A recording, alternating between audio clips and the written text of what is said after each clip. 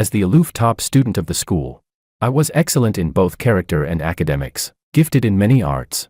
The kind of model child that others always mentioned with envy. However, until the very last day of my life, I suddenly realized I wasn't the one with the protagonist's halo. The delinquent school bully, Makoto, was actually the true male lead of this world, and I didn't even qualify as a malicious male supporting role. In the original novel's description, he fell in love at first sight with my childhood sweetheart, Willow. Pestering her relentlessly, he was the wild and unruly yet charmingly roguish male protagonist. The kind who could melt an ice-cold beauty like Willow, compared to their entanglement and ambiguous affection. I, the childhood friend doomed to die young, was nothing more than the catalyst for their romance. Thus, the flower on the high mountain was dragged down to the mortal world, turning into a love-struck fool willing to live and die for affection. Chapter 1, Reborn. I finally understood this world was a sweet romance novel. The school bully Makoto was the male lead, and my aloof childhood sweetheart girl was the female lead. The ultimate clash between the school bully and the high mountain flower once made readers exclaim, "I'm in love with this." According to the original author's depiction, Makoto was the unruly, carefree, roguishly handsome protagonist. The very existence who could melt an ice-cold beauty like Willow, compared to their ambiguous entanglement. I, the childhood friend doomed to die young, was nothing more than the catalyst for their love, even though I never liked Willow at all. I didn't even qualify as a malicious male supporting role. As a 3 Excellences student, in Makoto's eyes, I was just a pretentious poser. He always looked at me with a cold face and said, "George, what's there for you to show off about? You're just luckier in birth than me. If I ever wanted to study seriously, you'd never beat me." In Makoto's eyes, when I reminded Willow not to hang around him, it was because I looked down on him. Because of Makoto, Willow thought I was narrow-minded and gradually drifted away from me, knowing I could never dissuade her once she fell for him. I grew too tired to care anymore, but fate is often ridiculous. Perhaps Makoto saw me as his imaginary rival. Perhaps my very existence seriously obstructed their relationship. Or maybe I was simply destined to be a stepping stone in Makoto's path of growth. On the eve of the college entrance exam, I died in that dark alley. A heavy midnight rain washed away all traces. And it wasn't until the next morning that my body was discovered. The timing was too unusual. The sudden, mysterious death of an 18-year-old boy quickly made headlines across major media outlets. I died at the age when a butterfly is just about to break free from its cocoon, returning to dust. With everyone feeling sorry for me, no one knew that I died because of Makoto. After offending some local thugs near the school, he was cornered by them in the alley. When he saw me passing by, he called out to me in a friendly tone, as if we were close. After using me to draw their attention away, the cunning Makoto successfully escaped. Before running, he gave me a guilty look and said he'd go find someone for help, telling me to hold on and wait. But in the end, just as those thugs had mocked, he never showed up again. Seeing me alone, the gangsters immediately surrounded me. Their fists and kicks rained down like a storm. I could not withstand them alone. During the struggle, I stumbled backward, my head slamming hard against the stone steps. Blood poured out, soaking the ground. The thugs, terrified, fled in panic, while I sank into eternal sleep, never to wake again. Chapter 2. After my death, I became a ghost. I watched helplessly as my mother fainted from crying at my funeral, and as Makoto shamelessly put his arm around my sister's shoulders.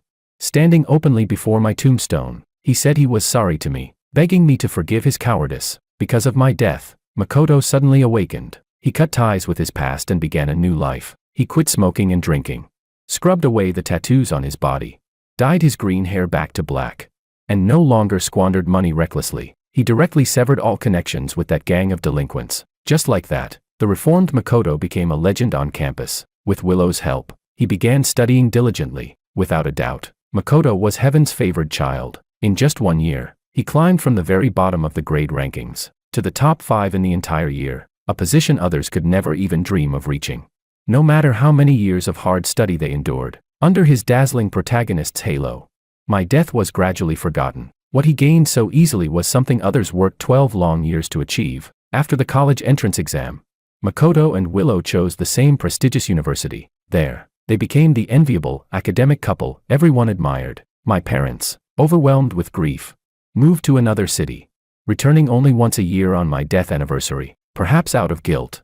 Every year Makoto sent my parents expensive supplements, trying to lessen his own sense of sin. The year Willow graduated, those thugs were unexpectedly arrested, and the truth about my death was finally exposed. Although she couldn't accept what Makoto had done, she ultimately couldn't leave him. At that time, my sister Alicia had also unknowingly fallen in love with Makoto, while spending time around him. When she learned that Makoto was entangled in the case of my murder, Alicia couldn't accept it and went abroad to study. On campus, when Willow truly lost faith in him, Makoto broke down, kneeling in front of her in tears, slapping his own face while apologizing. "Willow, I know it was all my fault, but back then I could barely protect myself. Besides, I fell and passed out. By the time I woke up, George was already dead. Later I interrogated those guys. They said if George hadn't fought back, he wouldn't have died at all." With just a few simple words, he shifted all the blame onto me. After all, the dead cannot speak. After my sister left the country,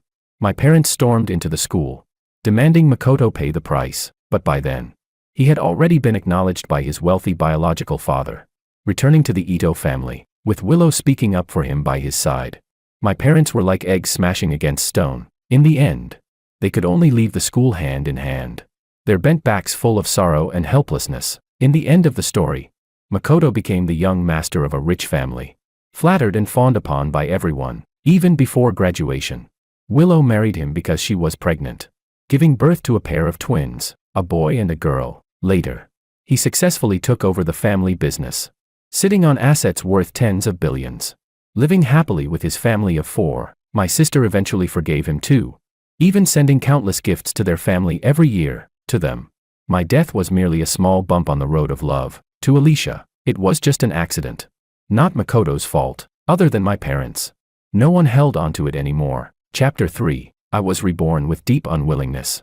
Back to the moment when Makoto first fell in love with Willow at first sight. "Willow, wanna head out with me later? I'll take you somewhere nice." Makoto swaggered into the classroom, sat sideways next to Willow in a careless manner, resting his arm on the back of her chair, half encircling her as he spoke. His originally neat school uniform pants were worn ridiculously low, the waistband hanging halfway off his hips. Any larger movement would reveal half of his underwear. Willow glanced at him with disdain, frowning slightly. "No need. I'm going to the library with George later to look up some materials." So even at this stage, Willow already showed signs of interest. Laughably, because we grew up together, I still thought I should advise her to focus on studying. I really was nothing more than a meddling fool. Hearing this, Makoto gave me a once-over, whistled frivolously, and teased with obvious implication. "So that's the type you like. What if I became like him?" The moment he said this, the classmates who hadn't left yet all turned to look at me and Willow, their eyes full of gossip, as if there really was something between us, perhaps afraid Makoto would misunderstand.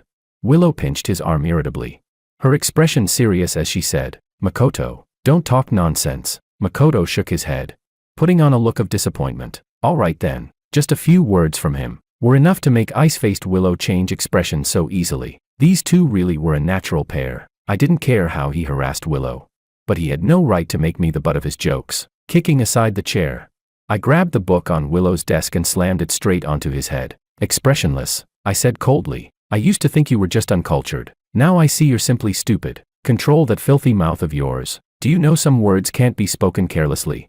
In serious cases, the whole school would issue public criticism. If you two want to flirt, don't drag me into it, and don't fucking use me as your shield." What a load of bullshit. After finishing, I ignored the sudden change on Makoto's face, picked up my bag, and left. When I got home, I begged my mother to install surveillance cameras outside the house. In my previous life, I had already sensed that Makoto harbored a strange hostility toward me, a repulsion like opposing magnetic fields. Forever impossible to reconcile. He couldn't stand me.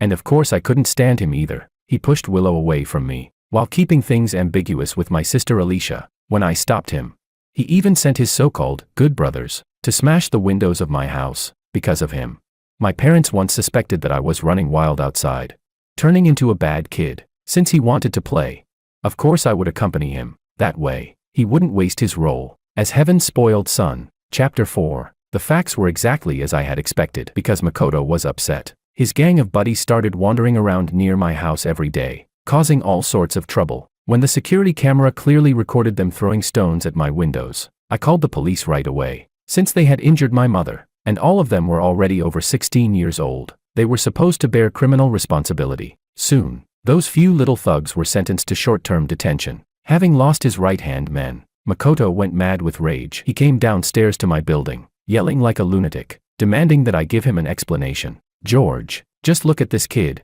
he's obviously not easy to deal with. And his words are nasty. You'd better not go down there." Willow's mother looked at me with deep worry, thinking I had provoked some hooligans. I looked at Aunt Lou, who had always treated me like her own son. I really couldn't bring myself to tell her that it was her daughter. Willow, who had caught Makoto's eye. The two of them were entangled now, and Makoto would eventually whisk her precious daughter away. I still remembered the last lifetime. Willow was notorious for being blinded by love. Knowing her parents disapproved of Makoto, she still chose to follow him to City C without hesitation. Apart from sending back some nutritional supplements and a few hundred yuan for their living expenses every month, she rarely returned. The two elderly parents couldn't even see their daughter's face again, and spent the rest of their lives in an empty house. In a sense, their daughter was practically raising Makoto. Although I promised not to go downstairs, I couldn't help but remind Aunt Lou with a few words. I asked, "Aunt Lou, how's Willow Lou doing lately?" She replied, "She's doing fine. It's just that recently she often giggles out of nowhere, which leaves me quite puzzled." "Did something happen?" She looked at me curiously. I shook my head and said, "Nothing. I was just asking casually. It's just that lately she hasn't been walking home with me much, so I got a little curious." "Don't worry about it." Who would have thought that more than 10 years of friendship between Willow and me couldn't compare to the 2 months she had just spent with Makoto? I stopped there and said nothing more, letting Aunt Lou make her own guesses. When Makoto saw I wouldn't show my face, he kicked the wall hard, then limped away in utter disgrace. Chapter 5. In the end, Aunt Lou discovered what was going on between Willow and Makoto. According to my mom, Aunt Lou found an exquisitely packaged bracelet in Willow's room. That bracelet was a birthday gift Makoto had bought for Willow. It was the thing Willow treasured the most. Even later, when she married into a wealthy family, she still wore that faded token of love bracelet. My mom said, "You'd better not get into any puppy love. Studying hard is the most important thing. Otherwise your dad will really lose it." Because of this, he was afraid you'd follow the same path and nagged all night yesterday. Your Aunt Lou even cried the whole night and still hasn't recovered. She tugged at my ear, lecturing me sternly. She continued, "Before, we all thought Willow was just a little cold in personality. But now we realize she treats people differently. For that thug, she actually talked back to Aunt Lou and even said cruel words. She completely broke your Aunt Lou's heart." My mom sighed, as if she couldn't understand why Willow had changed like this. At that time, my mom still didn't know that her own daughter, Alicia, was the same as Willow, a girl blinded by love for the same man. She abandoned her parents and forgave her beloved. "How pure, how touching," I said. "Mom, who exactly is Willow in love with?" I pretended to be curious. She replied, "I don't know. She refuses to say anything. Your Aunt Lou plans to go to school tomorrow to ask around." I nodded and didn't speak further. Because of Makoto, Willow, who had always been the obedient daughter, was rebellious for the first time. She was obsessed with making everyone recognize how good Makoto was. In her eyes, the only reason people disliked him was that they hadn't seen his shining points. Willow said, "George, could you help me persuade my parents? They always trust your words the most. Please help Makoto. He doesn't deserve to be misunderstood." I remained silent. I could help anyone, but Makoto was the one person I would never help. I could never forget how he made me take the fall in his place. Even if, like he claimed, it was all a misunderstanding, the fact remained that he had caused my death. In my previous life, my parents had no one to rely on in their old age, all thanks to him. Willow shook her head in frustration, nearly losing herself. Frowning, she said, "George, Makoto already told me he didn't know those guys would come and smash your windows. Since they're already locked up, why can't you just let it go?" I swallowed my anger and asked her gently, "Willow, I'm really curious, why do you like him so much?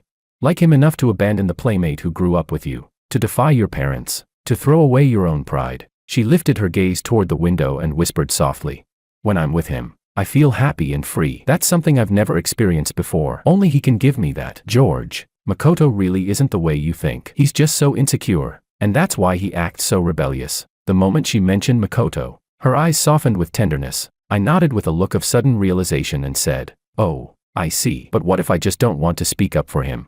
My face darkened instantly as I pushed her out of the house. I said, "I just don't like him. Simple as that. Who does he think he is? Does everyone have to kiss his ass? Your mom is right. He's nothing but a useless little thug. If you can fall for trash like him, then you're not much better. And you, a little delinquent girl, dare to teach me what to do? Don't make me laugh. Get lost." I slammed the door shut. From that moment on, my friendship with Willow was over. Chapter 6. Alicia was attending a private school. During the National Day holiday, she came back home, saying she was here to meet an online friend. In my previous life, I hadn't paid attention, but now, I suddenly had a bad feeling. Could it be that the online friend she was going to meet was Makoto?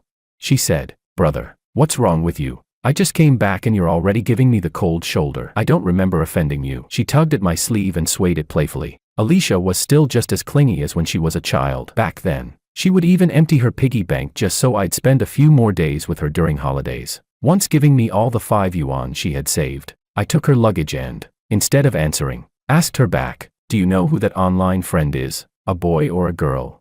She replied, "I'm not too sure, but I get the feeling the person's outgoing. We get along pretty well." From Alicia, I learned that after meeting online, they shared playlists, discussed which movies were worth watching, talked about hobbies. There was almost nothing they didn't share. On the second day of the holiday, Alicia went to meet that so-called online friend, and I secretly followed. When I saw Makoto, dressed in a flashy leather jacket, appear at the plaza, even though I had been mentally prepared, I was still shocked. It turned out Alicia had fallen for Makoto long ago. In adults' eyes, Makoto was nothing but irresponsible. Yet in the eyes of the girls who liked and admired him, Makoto was the epitome of individuality. He lived freely, recklessly, and the rebellious aura he exuded often struck a chord in their hearts, giving them an intense thrill. Just as Willow had said, it was something we boring, honest people could never compete with. Makoto gave Alicia a crystal ball as a gift. After chatting for a long time, the two went to the mall to play airborne go-karts. It was obvious that Alicia was very happy. When I saw them come out, I immediately stepped forward. I frowned and said, "Alicia." Seeing me, Alicia called out guiltily, "Brother." Makoto looked stunned when he heard that. He glanced at Alicia, then at me, studied me seriously, and finally realized. He said, "Alicia, so George is your brother?" I didn't realize at first. Chewing gum. He let out a cold laugh, glaring at me with disdain. Then he put his arm around Alicia's shoulder and said with a grin, "Since you're a brother, let me give you a piece of advice. Don't fucking meddle in other people's business. If people don't like you, don't shamelessly try to cut in. Playing dirty tricks behind the scenes, now that's despicable." Though he never mentioned Willow directly, the loathing in his tone was obvious. He thought I had reported him to Willow's parents out of jealousy. When Alicia looked at me in confusion, I gave her a faint smile. My voice dropped colder as I said, "Makoto, speaking of despicable, sending your little gang to cause trouble while you yourself stay hidden, and then denying everything when it backfires. Isn't that despicable? Speaking of shameless, coming from a wealthy family with no worries about the future, yet toying with girls from ordinary homes, making Willow lie, argue with her parents, and sneak out overnight, isn't that shameless? Even so, do you really think her parents wouldn't notice? Isn't that just stupid? As for, I must have struck a nerve, because Makoto's face twisted with rage. He charged at me, grabbed my collar, and tried to shut me up. I didn't flinch. I kicked him to the ground and pinned him down as I continued. "As for what you call love, you really overestimate Willow's importance. You treat her like a treasure, but in my eyes, she's not even worth shit. I never liked her. Stop thinking everyone wants to steal her from you, you're pathetic." Just as I was about to land another couple of punches, a heavy blow struck the back of my head. The sound was dull yet piercing, the force so strong that my vision went black instantly. My grip loosened, and I collapsed heavily to the ground. When I barely regained consciousness, I caught sight of the shattered pieces of Alicia's crystal ball on the ground. Trembling, she reached out to help me up, but I shoved her away. She said, "Brother, I didn't mean to. It was an emergency. I didn't have time to think. Let's go to the hospital, please." Seeing me remain silent, Alicia grew panicked. The air fell into heavy silence. Makoto lay on the ground, clutching his groin and groaning in pain, while Alicia stood frozen, not knowing what to do. I forced myself to stand, every word squeezed out of me. "Alicia, since you like him so much, then you can take him as your real brother, or even as your so-called lover brother. I don't care. From this moment on, I'll treat it as if I never had a sister like you. You're on your own." I pulled out the 5 yuan she had once given me and tossed it onto the ground, then turned and walked away. Chapter 7. By the time Alicia had sent Makoto home, I had already been taken to the hospital. Fortunately, the injury wasn't too serious, just required careful attention and some medication to recover. Because of this incident, my dad was utterly disappointed in Alicia, almost wanting to kick her out of the house on the spot. On the day school started again, Alicia came to the hospital to see me. She apologized pitifully. "Brother, I'm sorry. Please forgive me just this once." "Okay." I was about to speak, but then I remembered how, in my previous life, she abandoned our parents for Makoto and went abroad alone. She even called herself the godmother of Makoto and Willow's children, doting on them, which only filled me with anger and disgust. So I shook my head, stood up, and went to the bathroom, my silent way of refusing. Now, with the messy love triangle exposed ahead of time, Alicia completely cut ties with Makoto once she found out he was the one Willow liked. She even brought homemade snacks to apologize to me. I didn't eat them. Instead, I mailed them to Makoto under her online friend identity. Wasn't that exactly the kind of praise and flattery he loved? Since I needed to rest well, I stayed at home for a month. Only after fully recovering did I return to school. It was the most intense period of senior year, and I no longer had the time to pay attention to Willow and Makoto. I only heard that the two of them had been publicly criticized by the discipline director during the flag-raising ceremony because of their puppy love. Soon, news of Willow dating a thug spread everywhere. Even if I didn't want to know, it was impossible not to hear about it. Aunt Lou was repeatedly summoned to school. Makoto, who had no elders in his family, acted completely indifferent. It was infuriating, yet there was nothing anyone could do, except feel sorry for Willow's parents. George, no wonder you don't walk with Willow anymore. Hey, how did it feel being the third wheel before? My desk mate teased, patting my shoulder and looking at me with gossipy eyes. I shrugged and replied, I don't know. Don't care. Doesn't matter. Go ask the people involved. Then I went back to drilling practice questions. These days, I didn't even have time to drink water, let alone worry about whether their romance was sweet or not. They were the male and female leads, blessed by fate itself. Even while dating, they would still get into good universities. But for cannon fodder like me, if I wanted to get what I desired, I had to fight with everything I had. Chapter 8. Willow, come with me. I have something good for you. As soon as the evening self-study bell rang, Makoto ran in with a gift box, grinning, and dragged Willow out. After the two left, a few bold classmates followed them. A long time later, those classmates returned, but no matter how everyone asked, they refused to say anything. On the bus, whether deliberately or not, Makoto kept teasing Willow in front of me, refusing to stop until her face turned red. I said, Grandpa, please sit here. I stood up and greeted an old man nearby, but before the seat could be taken, Makoto plopped himself down instead. He glanced at me with contempt, sneered, and said, so fake. It's one thing to pretend to be a good student at school, but you're even pretending here? Expressionless, I replied.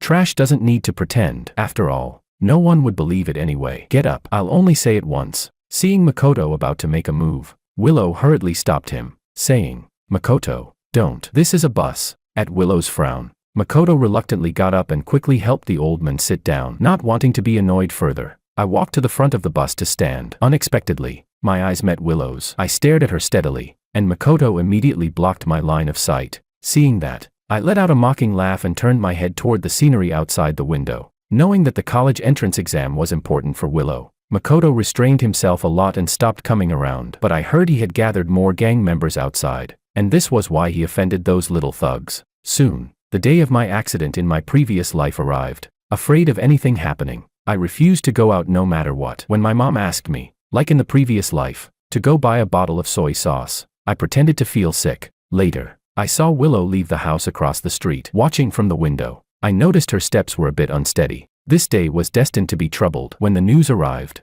Willow had already been taken to the hospital by Makoto. Her right hand was shattered into pieces, cutting her off completely from the college entrance exam the next day. This outstanding student, once so full of pride, stunned everyone with such a sudden downfall. In the hospital corridor, Makoto squatted in the corner in a daze, eyes empty. When Uncle Lou arrived and saw him, he stormed toward Makoto in fury. If the hospital staff hadn't stopped him, Makoto would have been beaten to death. In the original trajectory of the story, the person who got hurt was different, which changed all that came afterward. Now, seeing Willow lying pale on the hospital bed, Makoto no longer wore the indifferent face he had in the previous life. He gathered his so-called underlings, vowing to make those people pay the price. The outcome was unknown, but Makoto, covered in wounds, did not awaken to reality as he once had. On the contrary, he grew even more reckless. Bars and nightlife became his frequent haunts. He picked up smoking, drank heavily, and got entangled with people from the underworld. On the day of the college entrance exam, as I sat in the exam hall, watching the sun rise after the rain, I finally breathed a sigh of relief for no reason. In this life, I was no longer that ill-fated boy everyone pitied. My future could hold endless possibilities. Chapter 9. The 2 days of the college entrance exam passed quickly. Yet on the very night it ended, I suddenly fell gravely ill, burning with a high fever the whole night. No one knew that I had dreamed of my previous life again. In the dream, Makoto and Willow were camping outdoors with their 2 children, the kids chattering loudly as they called for Dad and Mom. Makoto, now gentle and refined, bore no trace of the thug he once had been. When Willow sneezed, Makoto tenderly pulled her into his arms. The two exchanged a smile, looking every bit the loving couple. The warm, lively picture of a family of 4 was so beautiful that no one would want to disturb it. But then, suddenly, a stranger appeared, heavily wrapped up, his face hidden. He walked straight toward them. It all happened too fast. With a loud boom, flames roared into the sky. The entire family of 4 died instantly in this man-made accident, along with the perpetrator himself. Perhaps this was the true ending of my previous life. Thinking of that, I no longer felt so unwilling. After all, good and evil always have their consequences. Everyone eventually meets their fate. Because of the sudden ferocity of my illness, I was unconscious for 3 full days before waking. The moment I opened my eyes, my parents leaned over me. Their eyes brimmed with tears, though my mom still couldn't help scolding.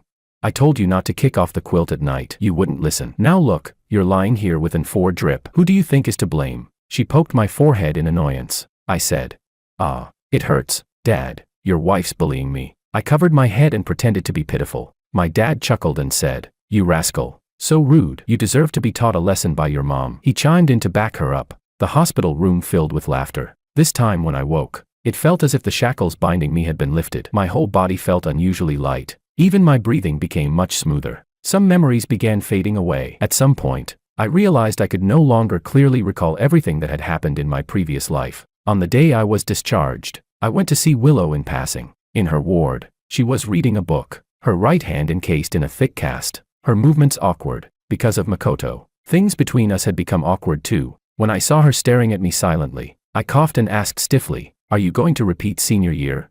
She answered, then lowered her head, her mood visibly off. She asked, "George, how did you do on the exam? Was it difficult?"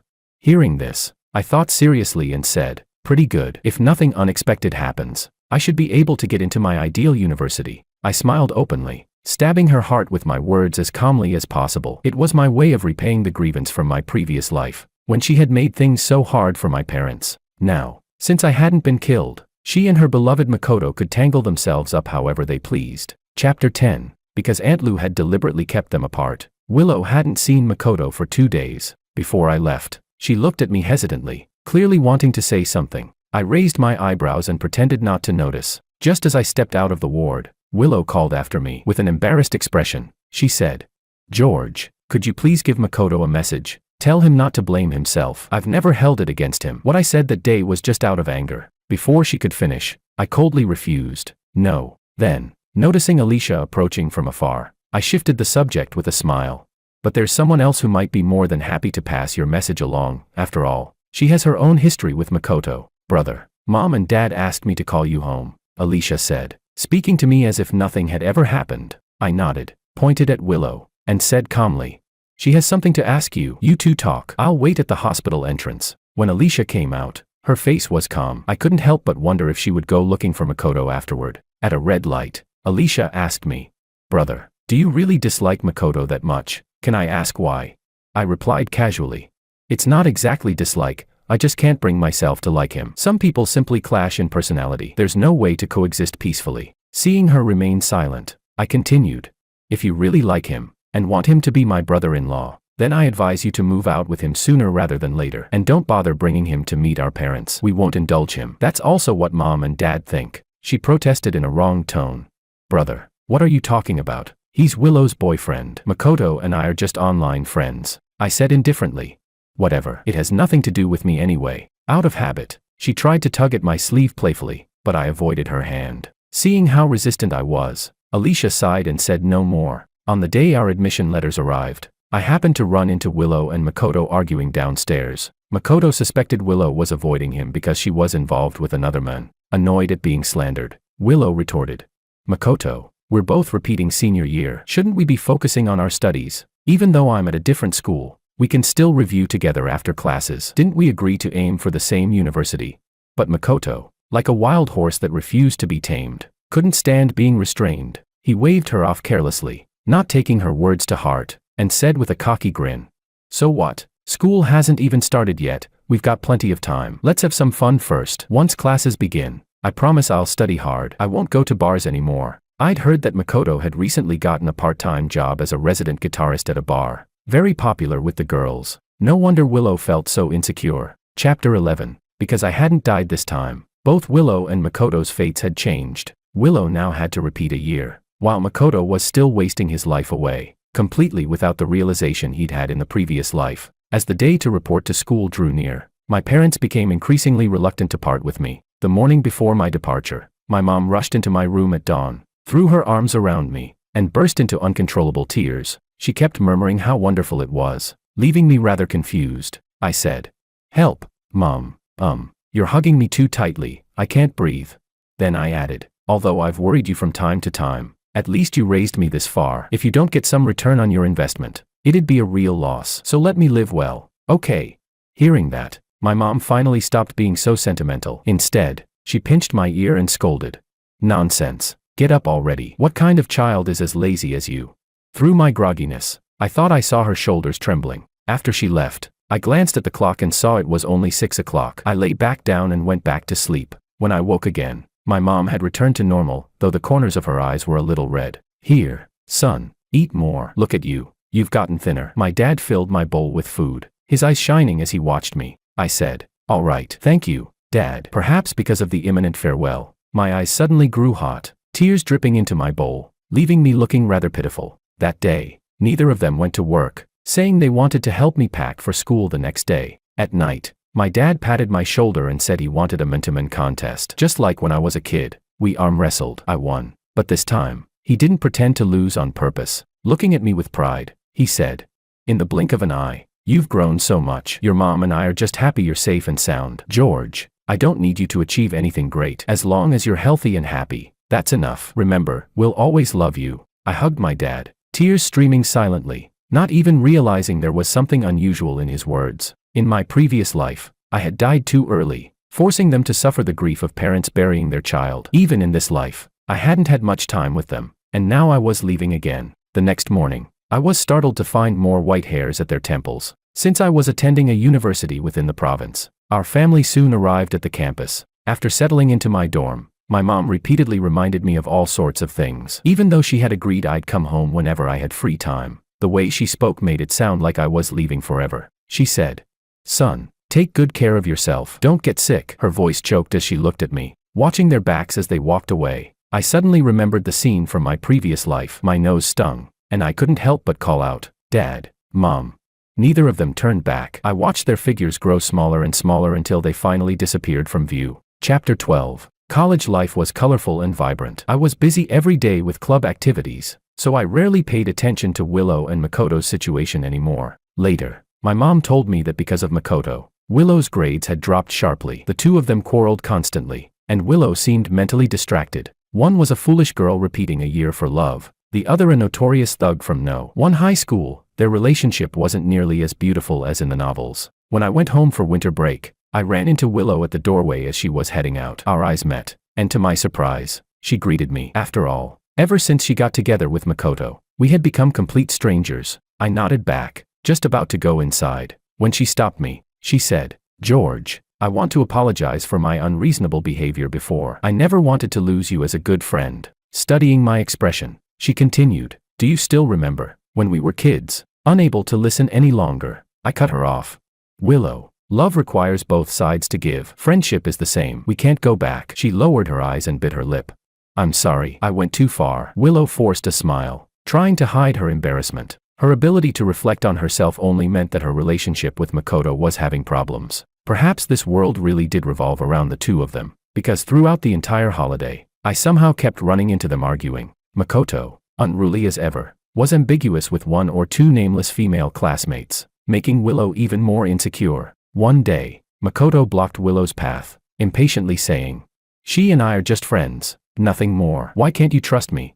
But Willow looked straight at him and said seriously, "Makoto, let's break up." Makoto replied, "No, I don't agree. You said you'd never leave me." Panicking, he grabbed Willow tightly, refusing to let go. Willow frowned. "I said we're breaking up." Her eyes were filled with determination. With her gaze lowered, hiding her grief, she choked out, "My mom was right. We're simply not the same kind of people. You long for freedom, but I want a stable future. I don't like the places you go these days. We've quarreled countless times, and you always brush me off. I'm exhausted. Please, just let me go." Makoto was undoubtedly proud. Hearing Willow say things so firmly, there was no way he would cling shamelessly. His eyes darkened. He raised his hand and slapped Willow hard across the face, sneering, "I must have been blind. Turns out you're no better than the rest." Before the new year had even passed, the two of them had completely broken up, and their fates had diverged drastically from the previous life. After the breakup, Willow devoted all her energy to studying again, which greatly reassured her parents. Makoto, being the illegitimate son of a wealthy family, felt no crisis at all. He skipped class every day to flirt with girls at bars. This time, Willow achieved excellent results as expected. She became once again the so-called model daughter everyone praised. I had thought that the male and female leads might still reunite like in a cliché novel, since that's a common trope, but in the end, Willow went far away to a northern university, while Makoto quickly found a new girlfriend. The two of them truly never crossed paths again. Chapter 13. In my senior year of college, while I was struggling with where to develop my career after graduation, I went for a walk to clear my mind. On a pedestrian bridge, I came across a Taoist priest running a fortune-telling stall. As I passed by, he suddenly called out, "Young man, want to have your fortune told?" I smiled, shook my head, and was about to walk away when I heard him say, "Originally a fate of short life, yet the destiny has changed, truly extraordinary." As he spoke, he stroked a beard that clearly didn't exist, since I was someone who had been reborn. His words made my heart skip a beat. For some reason, I felt as though he had seen straight through me. I stepped up to his stall, pretending to be calm, and said with a smile, "I don't quite understand what you mean, master." "Perhaps you're mistaken," he replied.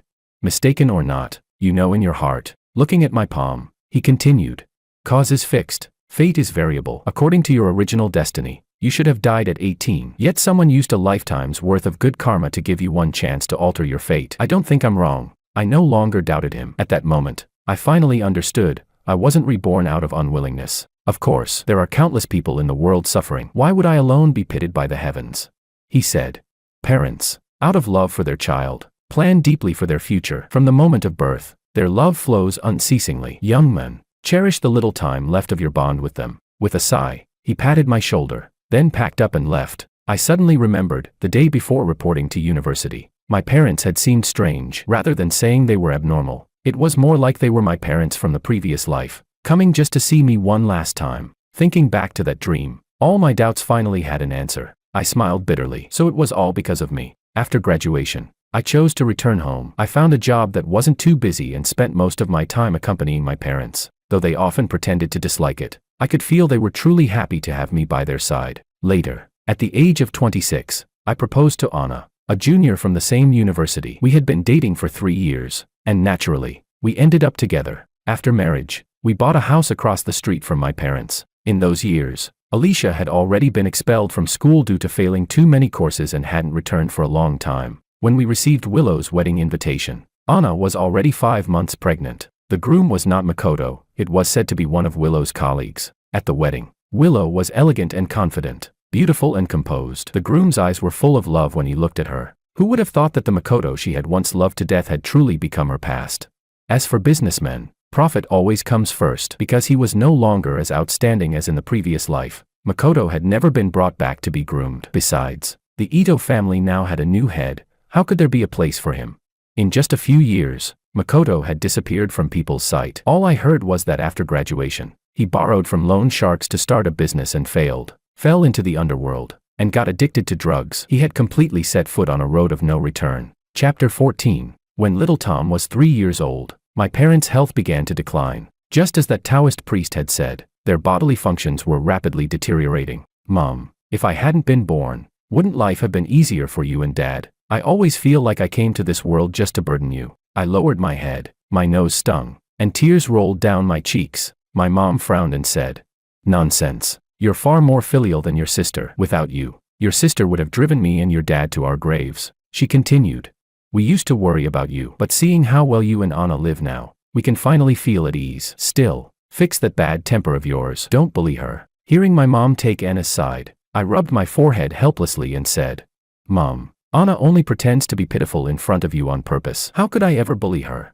She chuckled and said, I know.